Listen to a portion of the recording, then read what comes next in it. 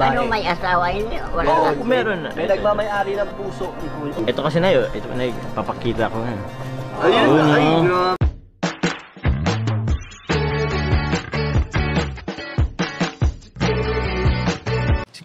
Si Kuya Jens, ano yan, reactor natin yan. Official reactor. Hello mga kalingap, welcome back sa aking YouTube channel, Kuya Jens. So kung bago ka sa aking YouTube channel, huwag pong kalimutan mag-subscribe at click the bell button para like updated sa ating mga bago-upload na video. At huwag po natin kalimutan suportahan ng Butim Kalingap sa pangunguna ni Kuya Val Santos Matubang, Ate Edna Vlog at syempre Kalingap Rob. At pakisuportahan din po ang mga kasamahan sa Butim Kalingap. Nandiyan po ang K-Boys, Kalingap Partner, Kalingap Reactor at lahat po ng charity vlogger sa buong Pilipinas sa tumutulong sa mga kabayan natin na lahat may hirap. Suportahan po natin lahat, guys. So bago ang lahat po mga Kalingap, kumusta po kayong lahat? Sana po ay nasa mabuti po kayong kalagayan. At kasalukuyan po mga Kalingap dito po sa Daet ay talagang nararamdaman pa rin po yung lakas po ng hangin at ulan ni Bagyong Uwan po mga Kalingap. At sa ngayon po mga Kalingap, halos wala na rin pong mga signal ang ibang network dito sa Daet at marami po mga Kalingap ang wala na rin pong kuryente mga Kalingap. Halos buong Daet na po ata ang walang kuryente. Kaya ayun po mga Kalingap, nag-evacuate na rin po kami sa bahay at kahit paano po ngayong gabi po ay dito po muna kami matutulog sa isang lugar mga Kalingap na may kuryente, may generator at kasama ko po sila Papa, ang buong pamilya at wala na rin po kasing mga tubig. So, kahit papaano dito po, kahit papaano meron po ditong tubig at kuryente. At mas kampante po kami mga Kaling kasi medyo nakakatakot po yung lakas ng hangin at ng ulan sa labas. Mamaya may video po kasi ipapakita yung sitwasyon kaninang hapon. At magbibigay rin po tayo ng ilang update pa sa mga nagtatanong po at nag-aabang ng update sa nangyari po dito sa Bagyong Uwan sa Kabikulan po mga Kalinga. Pero ngayon po mga Kalinga, bibigyan muna natin ng update din yung ating mga Jomcar supporters, Jomcar fans na nag-aabang din po ng reaction video po natin at update sa mag-agum na Jomar and Carla. At ating mamayang pag-uusapan mga Kalingap yung nakita ko po mga Kalingap na nangyari po sa gitna po ng bagyo ay grabe po mga Kalingap. Pero po ako nakita kahit paano ay sana makapagbigay ng good vibes sa mga nagmamahal po kay Jomar and Carla. So ano pang hinintay po natin mga Kalingap, bigyan po natin ng reaction video at panoorin po natin yung ilang video clips galing sa vlog ni Papa Jom sa pagbisita po niya sa kanyang beneficiary sa pagpapakilala po kay Carla bilang kanyang asawa in 5, 4, 3, 2. Mahirap pa sa lamang gwapo talalapitin sa mga daraga. Oo. Huwag ka mag-alala, Nay.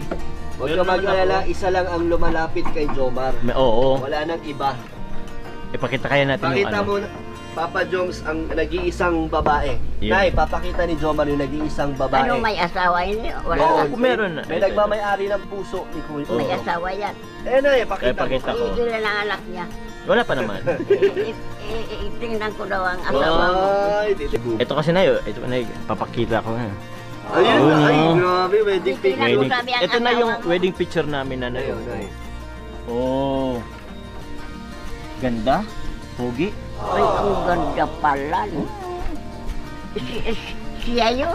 Ako to, Nay. Ako to. Ang Hindi. guwapo, ang Ako po ito, ganda Nay. pala. Ito ako, Nay. Ako to. Di ba nakita ko? Ako yan. O, ito yun ng babae. Oh. Ano mga sasabi nyo, Nay? Maganda? Hindi ka pwedeng mag-anak pangit kasi maganda ka man. Ha?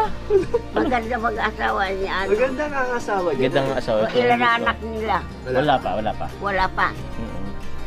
Wala pa. Ang ganda, no? Pero mas guwapo kayo. Pagganyanon mo nga niya para maikling ko maigi. Oh, yan. Pero mas guwapo ka dyan. Siya yan.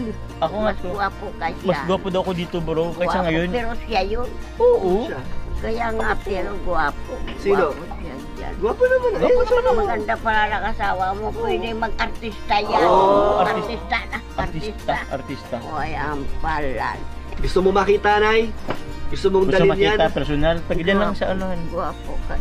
So ayun po mga Kalingap, kahit po sa kabila po ng nangyayari po ngayon na medyo masungit pong panahon mga Kalingap at hindi magandang mga nangyari po, ay patuloy pa rin po tayo magbibigay ng reaction video para sa tambalang Jomcar at sa ibang mga beneficiary, love team ng Kalingap sa abot po ng ating mga kaya para kahit papaano po ay makapagbigay aliw, makapagbigay po ng good vibes kahit papaano po sa mga manonood at supporters po ng Kalingap. So ayun po mga Kalingap, napanood nga po natin sa upload ni Papa Joms yung pagbisita po sa kanyang beneficiary na si Nanay Susie, na kanya po ipinakilala mga Kalingap si Carla bilang kanyang asawa po mga Kalingap. Ang nakakatuwa po nito, talagang nagulat po si Nanay Susie.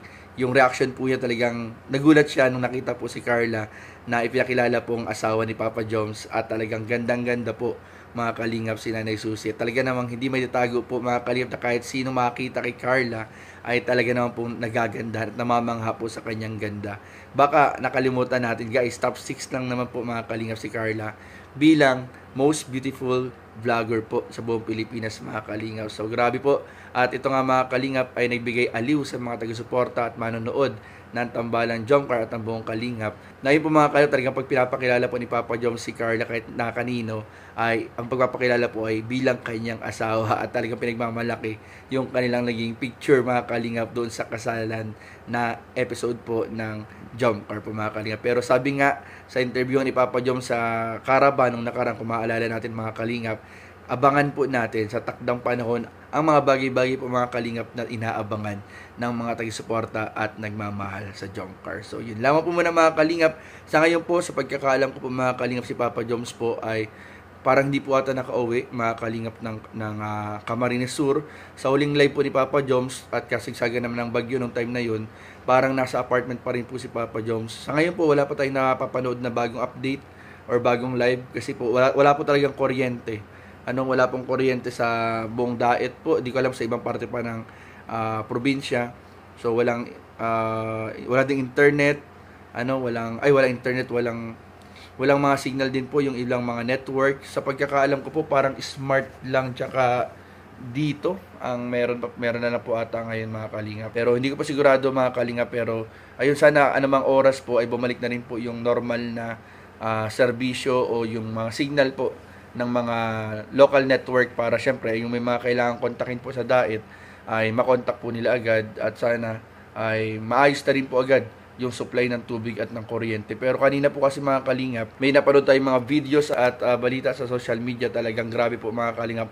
Ngayon lang din po naranasan ng DAET yung at sobrang taas po ng alon sa dagat mga Kalingap, yung pagtumbahan ng hindi lamang 10, hindi lamang 20, kundi higit pa na mga poste po mga Kalingap, at ilang pang mga lumilipad na yero, lumilipad na bubong. Kanina nga po may nakunan po tayo ng video kanina na talagang nilipad na po yung bubong mga Kalingap. Nagiba na po, na wipe out na po lahat ng yung tindahan mga Kalingap na videohan ko po kanina. Ito po, panoorin po ninyo mga Kalingap.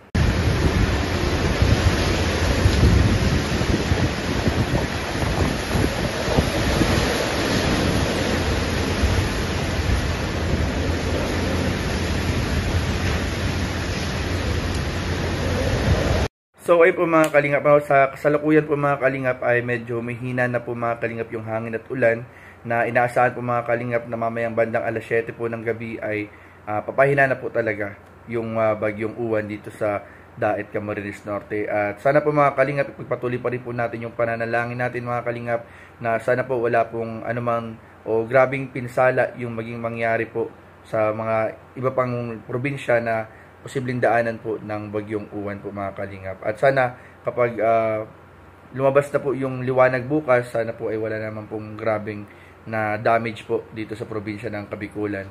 At buti na lang talaga din mga Kalingap, nakalipat na po ng bahay yung ibang mga beneficiary natin na dati pong nasa tabi lang ng dagat, kasi grabe po talaga yung tinaas ng mga alon po mga Kalingap. Kaya pagpatuloy pa rin po natin mga Kalingap yung pag-pray, at abangan pa rin po yung mga update sa mga kaganapan po sa nangyari sa bagyong Uwan dito sa Bicol mga Kalingap. So yun lamang po, at maraming po salamat sa panonood. Please don't forget to like, comment, share, and subscribe sa ating mga video. Maraming po salamat. God bless. Bye-bye.